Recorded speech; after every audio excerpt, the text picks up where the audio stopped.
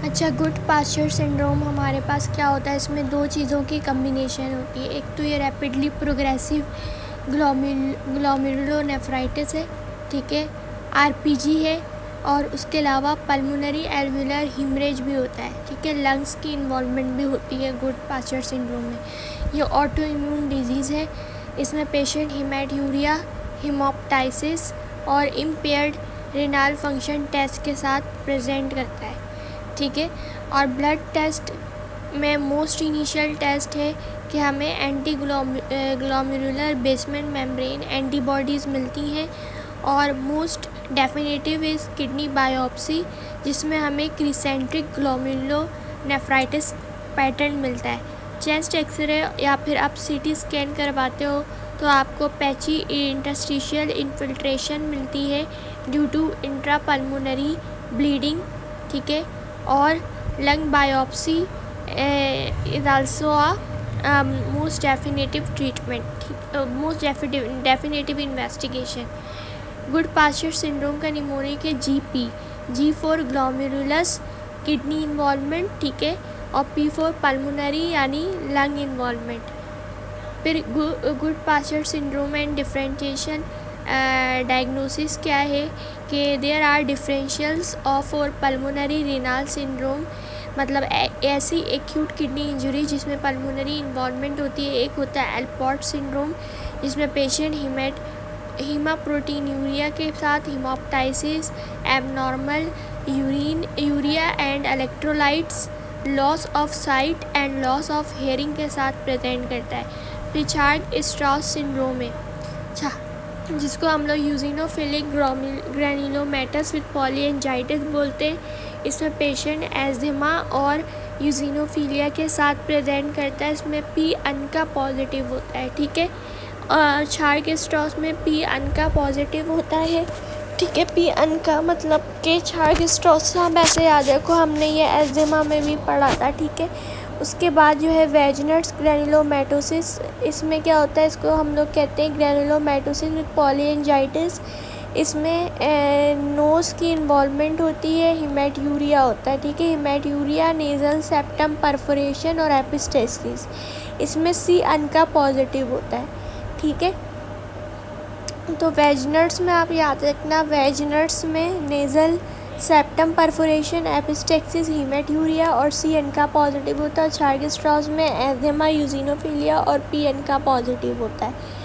उसके बाद हम आ जाते हैं ईचिंग पर। ईचिंग क्यों होती है क्रॉनिक रेनाल फेलियर के अंदर? ईचिंग इसलिए होती है कि इंक्रीज सीरम यूरिया और सीरम फॉस्फेट इंक्रीज़ हो जाता है, ठीक है, उसकी वजह से ईचिंग होती है। टायर्डनेस क्यों होती है कि प्रोटीन यूरिया एरिथ्रोपोइटिन डिक्रीज़ हो जाता है, जिसकी वजह से एनीमिया होता है। उसके अलावा पेरिफेरल एडिमा होता है, हाइपर पिगमेंटेशन। लीवर फेलियर के अंदर ईचिंग होती है ड्यू टू इंक्रीज बिलीरुबिन, ठीक है, एसाइटिस, जॉन्डिस और ब्लीडिंग क्यों होती है? Due to decrease clotting factor production.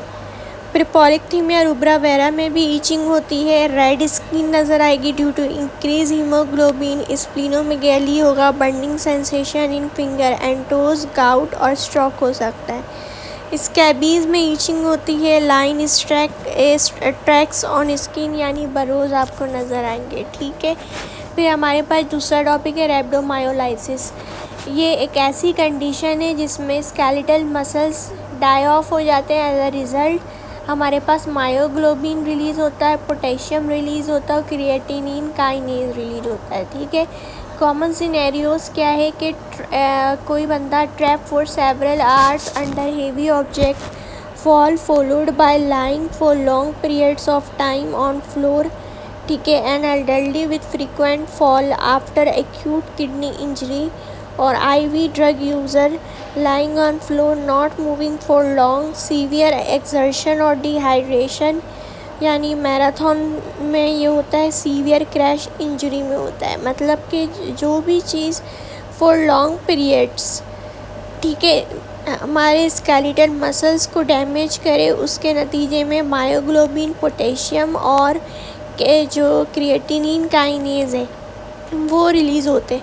Features क्या है? मायोग्लोबिन यूरिया होगा, हाइपरकैलीमिया होगा, ठीक है। और acute tubular necrosis, acute kidney injury के बाद एक्यूट ट्यूबुलर इंजरी हो सकती है और फिर increase creatinine kinase usually more than 2000 unit पर लीटर। समरी के प्रोलॉन्ग्ड इमोबलाइजेशन की वजह से मसल इस्कीमिया और रेब्डोमायोलाइसिस होती है। मायोग्लोबिन की वजह से red colour due to haem होता है। Rhabdomyolysis, an elderly man is found on the floor of his house. It is uncertain the duration he has been unconscious on the floor. On fluid resuscitation, he gains consciousness. His blood show creatinine kinase बढ़ा हुआ है, ठीक है, serum urea बढ़ा हुआ है और serum creatinine बढ़ा हुआ है। तो what is the reason for the elevated creatinine kinase is rhabdomyolysis. Rhabdomyolysis की मैनेजमेंट क्या होती है? तो देखो, मायोग्लोबिन इज़ नेफ्रोटॉक्सिक, वो जाके एक्यूट ट्यूबुलर इंजरी करवा सकता है, इसकी वजह से एक्यूट किडनी इंजरी हो सकती है। तो इसके लिए हम आईवी फ्लूइड रिससिटेशन करेंगे। और release of potassium hyperkalaemia, ECG पर टॉल टी वेव्स नज़र आएगा, तो इसको हम हार्ट को प्रोटेक्ट करने के लिए आईवी कैल्शियम ग्लूकोनेट देते हैं।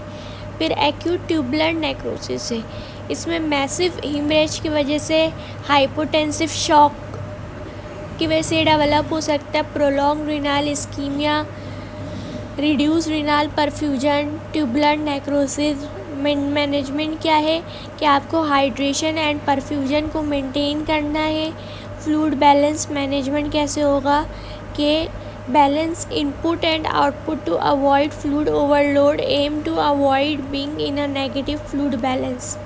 फिर इंटरस्टिशियल नेफ्राइटिस है, acute kidney injury in a euvolaemic patient, मतलब जिसमें इंटरस्टिशियल नेफ्राइटिस ज़्यादातर जो है ना वो एलर्जी की वजह से होता है। मतलब drug is the most common cause, और जो मोस्ट कॉमन कॉज होती है ड्रग्स की, जो interstitial nephritis, allergic interstitial nephritis करवाती है, ठीक है। उसमें हमारे पास पेनिसिलिन और पीपीआई होते हैं। माइल्ड इजीनोफीलिया नज़र आएगा। यूरिन डिपिस्टिक पे आपको ब्लैंड, मतलब नो प्रोटीन और कोई ब्लड नज़र नहीं आता। डेफिनेटिव डायग्नोसिस हम लोग रिनल बायोप्सी पे करते हैं, जिसमें हमें tubular inflammation with lymphocytes and eosinophils नज़र आती हैं। एक्यूट इंटरस्टिशियल नेफ्राइटिस की ट्रीटमेंट है ओरल प्रेडनिसोलोन। फिर vitamin D deficiency in chronic kidney disease. Sunlight and skin से क्या होता है कि जो फर्स्ट हाइड्रोजाइलेशन है वो लीवर में होती है, यानी 25 हाइड्रोक्सीकोल कैल्सीफिरोल बनता है।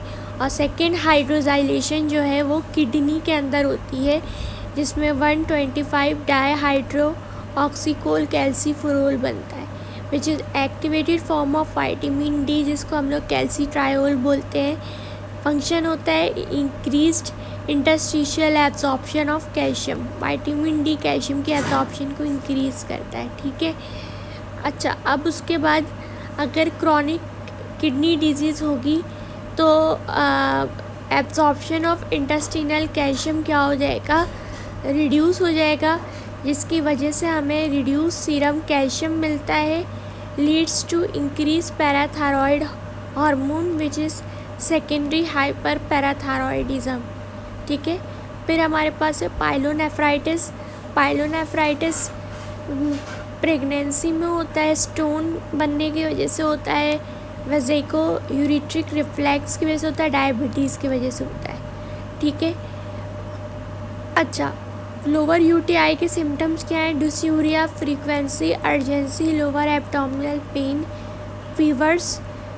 फीवर, राइगर्स, लॉइन और बैक पेन, ठीक है। Costovertebral angle tenderness known as renal angle tenderness में पाइलोनेफ्राइटिस होता है। Acute sudden development, fever, rigors, loin pain. Chronic में hypertension, repeated urinary tract infection, renal scarring होगी उसकी वजह से, नो एक्टिव इन्फेक्शन, ठीक है। तो अब एक्यूट में sudden development due to fever, rigors और लॉइन पेन होता है। क्रॉनिक लिए हाइपरटेंशन, रिपीटेड यूटीआई और कोई एक्टिव इन्फेक्शन इसमें नहीं होता। ठीक है, उसके बाद मैनेजमेंट ऑफ पाइलोनेफ्राइटिस है। यूरिन एनालिसिस करेंगे जिसमें blood, protein, nitrite, leukocyte, esterase मिलता है। Urine culture and sensitivity ideally before commencing antibiotics. In acute pyelonephritis हम लोग जो है वो एम्पिरिकल एंटीबायोटिक इमीडिएटली स्टार्ट कर देते हैं। E coli is the most common cause of UTI. ठीक है, तो we have decided to give 2 antibiotic to remember which we believe is enough for the exam, जिसमें हमारे पास कोएमोक्सिक्लाव होता है और सिफालेक्सिन होता है। जनरली हम 7 डेज़ का कोर्स करवाते हैं पाइलोनेफ्राइटिस में। फिर प्रोटीन यूरिया है। Protein 1+ and above in deep stick can be normal 5% in healthy individual or can occur in relation to fever, post exercise seizure और CCF सीवियर एक्यूट इलनेस और extreme cold के अंदर protein urea हो सकता है। अगर कोई सिम्टम नहीं है, पेशेंट हेल्दी है, तो आपको रिपीट करना है टेस्ट को। अगर इफ स्टिल हाई आ रहा है तो आपने 24 आवर यूरिन कलेक्शन में urine albumin creatinine ratio is to protein creatinine ratio देख लेना है। Do not refer to renal clinic because of a one isolated positive dipstick. Further investigation before referral always required होता है। फिर nephrotic syndrome है जिसमें proteinuria greater than 3 gram per 24 hour होता है।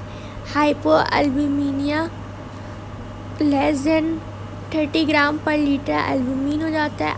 एडिमा होता है, हाइपरलिपिडीमिया होता है, हाइपरकोगुलेबल स्टेट होती है, loss of antithrombin 3।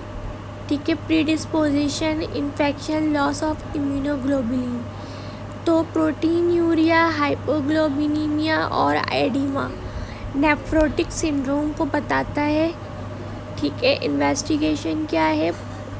Urine protein is to creatinine ratio per 24 hour urinary protein level. Blood test पे एल्ब्यूमिन लेवल दिखता है। Renal biopsy is the definitive test. हमें फॉर्मी ऑफ फ्रोथी यूरिन मिलता है which indicates high protein. Complication thromboembolism है, sepsis है, pre renal acute kidney injury है। ठीक है, और उसके बाद pre renal acute kidney injury usually from over diuresis. Common cause of nephrotic syndrome children में क्या है? Most common minimal change disease nephropathy है। अडल्ट्स में मोस्ट कॉमन मेम्ब्रेनस ग्लोमेरुलोनेफ्राइटिस है और सेकेंड मोस्ट कॉमन जो है वो फोकल सेगमेंटल ग्लोमेरुलोनेफ्राइटिस होता है। अदर में डायबिटिक नेफ्रोपैथी है, माइलोमा कास्ट नेफ्रोपैथी या माइलोइडोसिस है। Most common cause for nephrotic syndrome in an adult greater than 40-year-old is membranous glomerulonephritis. A minimal change nephropathy account for nephrotic syndrome. It is common in children. Nephrotic syndrome का triad मिलेगा, protein urea, हाइपोअल्बिनीमिया, oedema. नॉर्मोटेंसिव होते हैं। Renal biopsy पर आपको fusion of podocytes नज़र आते हैं। ठीक है, हम स्टेरॉइड से बच्चे को ट्रीट करते हैं। Example 6-year-old boy present with swelling of face, scrotum and legs. Urine उसका फ्रॉदी है। फ्यूजन ऑफ पोडोसाइट्स आपको इलेक्ट्रॉन माइक्रोस्कोप पर नज़र आ रहा है। तो red are all the hints. Minimal change disease है। Boy present with serum albumin 20 gram पर डेसीलीटर ग्राम पर लीटर। हाइपोअल्बिनीमिया हुआ है, एडिमा है, यूरिन डिप स्टिक पर पॉजिटिव फॉर प्रोटीन आ रहा है तो आपने urine protein is to creatinine ratio निकालना है। अच्छा, हाइपोवोलीमिया किस में होता है? वॉमिटिंग प्लस डायरिया ये दोनों डिहाइड्रेशन करवाते हैं और डिहाइड्रेशन में हाइपरकैलेमिया होता है। एक्यूट किडनी इंजरी क्यों होती है? Significant rest serum creatinine, kidney unable to excrete potassium, creatinine and urea, जिसकी वजह से हाइपरकैलेमिया, हाइपरयूरिसीमिया और हाइपर क्रिएटिनिमिया होता है। Contrast enhance nephropathy to reduce the risk of contrast in CT scan of any contrast study. आपने patient को plenty of fluid पिलाना है और कोई भी नेफ्रोटॉक्सिक ड्रग्स, अब अगर रीनल फंक्शन एबनॉर्मल है यानी मेटफॉर्मिन है, एनसेड है, ये सब रीनल फंक्शन में कॉन्ट्रा इंडिकेटेड होता है because they are nephrotoxic. IV fluids with normal saline, probably the same efficacy as just drinking oral fluids, ठीक है। और प्री एंड पोस्ट कंट्रास्ट के लिए ज़रूरी है। पार्टिकुलरली इन हाई रिस्क पेशेंट में हम IV fluid with normal saline देते हैं। एग्जाम्पल एल्डरली विद डायबिटीज़ है, chronic kidney injury, chronic kidney disease stage 4 and above हो और CCF हो। अब हमारे पास ब्लड गैस एबनॉर्मलिटी है। एसिडीमिया हम लोग कब कहते हैं? देखो 7.35 से 7.45 नॉर्मल pH होता है। तो एसिडीमिया अगर 7.35 से कम pH आ रहा है और अल्कीमिया अगर 7.45 से ज़्यादा pH आ रहा है। Respiratory acidosis, partial carbon dioxide greater than 6 kPa। respiratory compensation or metabolic alkalosis, respiratory alkalosis, partial carbon dioxide less than 4.7 kPa, respiratory compensation of metabolic acidosis, ठीक है। कार्बन डाइऑक्साइड का बढ़ना is respiratory acidosis and it is respiratory compensation for metabolic alkalosis। Respiratory alkalosis का होना, carbon dioxide का कम होना, तो respiratory compensation of metabolic acidosis, ठीक है। मेटाबॉलिक एसिडोसिस में क्या होता है? Bicarbonate is less than 22 millimole पर लीटर, तो it is renal compensation of respiratory alkalosis, तो इट इज़ द बेस, ठीक है। बाइकार्बोनेट कम होगा तो मेटाबॉलिक एसिडोसिस होगी, तो यहाँ पे उल्टा होता है। Renal compensation of respiratory alkalosis और मेटाबॉलिक अल्कलोसिस जिसमें बाइकार्बोनेट ग्रेटर देन 26 मिलीमोल पर लीटर पर आ जाए तो it is renal compensation of respiratory acidosis. Carbon dioxide is an acid and the bicarbonate is an alkali, ठीक है। फिर हाइपरटेंशन इन chronic kidney disease है। ये हम देखते हैं कि पेशेंट जिनको क्रॉनिक किडनी डिजीज़ और हाइपरटेंशन भी है, हमें ये देखना है कि पेशेंट क्या डायबिटिक भी है, ठीक है। एज एथनिसिटी यहाँ पर मैटर नहीं करता। अगर नॉन डायबिटिक है या डायबिटिक है, आपने दोनों कंडीशन में ACEI और ARB स्टार्ट कर देना है। अगर GFR जो है वो ग्रेटर देन 30 है, ठीक है। और कंसीडर द फॉलोइंग सिचुएशन, अगर GFR लेस देन 30 है तो हमें बहुत लोअर डोज ACEI और ARBs का यूज़ करना है। अगर ACR इज़ लेस देन 30 और less than 3, this is not a Contra indication of ACI or ARBs use, therefore continue use of drug if there are other indication। अब types of glomerulonephritis है। देखो nephritic syndrome में ना हमेशा हेमेटूरिया और hypertension होगा। इसमें रैपिडली प्रोग्रेसिव ग्लोमेरुलोनेफ्राइटिस यानी क्रिसेंटिक ग्लोमेरुलोनेफ्राइटिस आ जाता है जिसका रैपिड ऑनसेट होता है। ऑफन वो एक्यूट किडनी इंजरी के साथ प्रेजेंट करता है। It is called by गुड-पाचर syndrome, जिसमें हेमेटूरिया, हेमोप्टाइसिस और ये अनका पॉजिटिव वास्कुलाइटिस होता है। और नेफ्रोटिक सिंड्रोम में प्रोटीन यूरिया एडिमा होता है। Minimal change disease It accounts for 80% of nephrotic syndrome. It has good response to steroid fusion of podocytes shown in electron microscope via renal biopsy. Mostly idiopathic या फिर हमारे पास minimal changes associated होता है Hodgkin और steroid induce. और उसके बाद IgA nephropathy is also a nephritic syndrome जिसमें यंग अडल्ट्स होते हैं with haematuria 1 to 2 days after upper respiratory tract infection. IgA nephropathy में यंग अडल्ट्स होते हैं विथ हेमेटूरिया के साथ प्रेजेंट करते हैं 1 to 2 days after upper respiratory tract infection. Nephrotic syndrome इसमें मेम्ब्रेनस ग्लोमेरुलोनेफ्राइटिस है जिसमें प्रोटीनयूरिया नेफ्रोटिक सिंड्रोम और क्रॉनिक किडनी डिजीज़ होगा। आइडियोपैथिक और cause by infection rheumatoid drugs और मैलिग्नेंसी 1/3 केस में रिजॉल्व हो जाता है, 1/3 केस में ये साइटोटॉक्सिक को रिस्पॉन्स करता है, 1/3 में डेवलप्स कर देता है क्रॉनिक किडनी डिजीज़। उसके बाद मेसेंजियो प्रोलिफरेटिव ग्लोमेरुलोनेफ्राइटिस इसमें यंग अडल्ट्स होते हैं with haematuria 1 to 2 days after upper respiratory tract infection. ठीक है, और फिर उसके बाद focal segmental glomerulosclerosis it is also a nephrotic syndrome. तो नेफ्राइटिक्स में हमने अभी क्या पढ़ा, रैपिडली प्रोग्रेसिव मेम्ब्रेनस ग्लोमेरुलोनेफ्राइटिस, और फिर हमने पढ़ा है गुड पास्चर सिंड्रोम, और फिर हमने पढ़ा है IgA मीडिएटेड, और फिर मेसेंजियो प्रोलिफरेटिव ग्लोमेरुलोनेफ्राइटिस। अच्छा, उसके बाद नेफ्रोटिक सिंड्रोम प्रेजेंट करता है फोकल सेगमेंटस ग्लोमेरुलोस्क्लेरोसिस, आइडियोपैथिक और secondary to HIV heroin presentation proteinuria nephrotic syndrome और chronic kidney disease.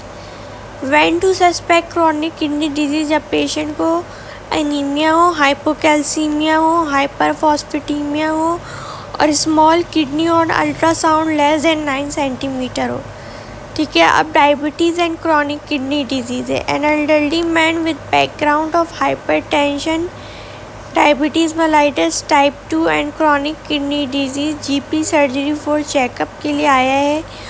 BP 180/100 hypertension, he is taking regular amlodipine, there is significant proteinuria on 2 separate occasions. Which medication is likely to slow down the renal disease process, that is ACE inhibitor.